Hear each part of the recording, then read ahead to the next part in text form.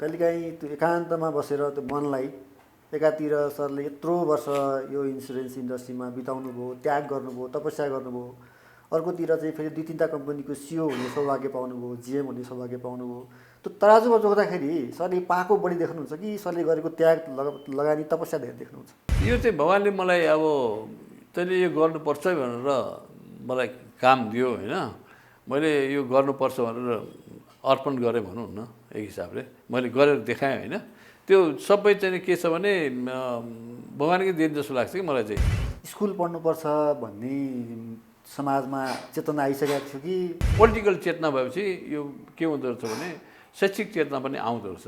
काठमाडौँ आएपछि चाहिँ जहाँ हजुरको डेरा थियो त्यसको नजिकै भारतको company ruby general insurance company त्यहाँ थियो, अफिस थियो। कसैले सरलाई यहाँ जागिर खोल्या छ भनेर भनेपछि सर त्यहाँ म त्यहाँ अनि जोइन गरेको। त्यति बेलाको तलब चाहिँ 100 रुपियाँ महिनाको 100 रुपियाँ 6 महिना एकचोटि दिएको थियो। हजुरले 2024 सालमा इन्सुरेन्समा सुरु गर्नुभयो। त्यो बेलामा नेपालमा मुस्किलले 2टा कम्पनी थियो। त्यो बेला चाहिँ Nepal insurance and transport company थियो होइन। उनीहरू आफ्नै मात्र धुवानीको मात्रै गर्थ्यो।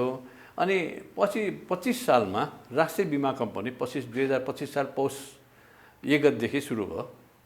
त्यति बेला चाहिँ कम्पनीको बिमा शुल्क प्रिमियम चाहिँ कति जति उठ्थ्यो वर्षभरिमा, याद छ सरलाई? त्यो बेला 3 लाख जति थियो वर्षभरिको फर्स्ट प्रिमियम। वर्षको प्रिमियम 3 लाख जति थियो। त्यति बेला काठमाडौँको बजार चाहिँ कत्रो थियो र सर? मतलब त्यो आर्थिक गतिविधिको हिसाबले आर्थिक बजार धेरै सानो थियो काठमाडौँको, विराटनगर जति पनि थिएन। रिक्सा चढेर मार्केटिङ गरेको पनि एउटा रमाइलो।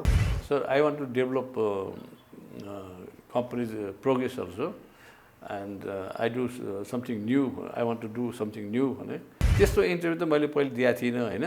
अनि 3जनाले क्वेसन सोध्ने, एकजनाले सोध्यो जवाफ दिँदै त्यो भुइँमा खस्या हुँदैन, अर्कोले सोध्छ, अर्कोले दियो, त्यसो गर्दा गर्दा 1 राउन्ड भयो। बिहान 7 बजे तयार भयो, बस चढेर जान्थ्यौँ। जस्तो डोबी, इटरी, इनरवा सबै ठाउँमा। त्यो ब्रिफकेस चाहिँ खास किन बोक्ने चलन थियो त्यो बेलामा? त्यो कम्पनीको चाहिँ ट्रस्ट गेन गर्नलाई। ट्रस्ट गेन गर्नलाई। त्यति बेला कतिमा गाडी किन्नु भएको थियो सरले?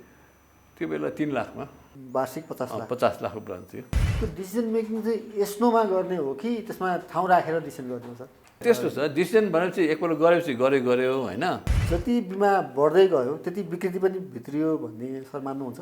कम्पनी बढेर बिक्री अलिअलि त बढाएछ होइन। त्यो ट्यारिफ गर्दा राम्रो कि डिट्यारिफ गर्दा राम्रो सर? नेपाल जस्तो ठाउँमा ट्यारिफै गर्नुपर्छ जस्तो लाग्छ मलाई चाहिँ। मेरो कार्यकालमा आयो, मेरो समयमा यो चाहिँ गर्न सकिनँ भन्ने चाहिँ त्यस्तो केही हुन्छ?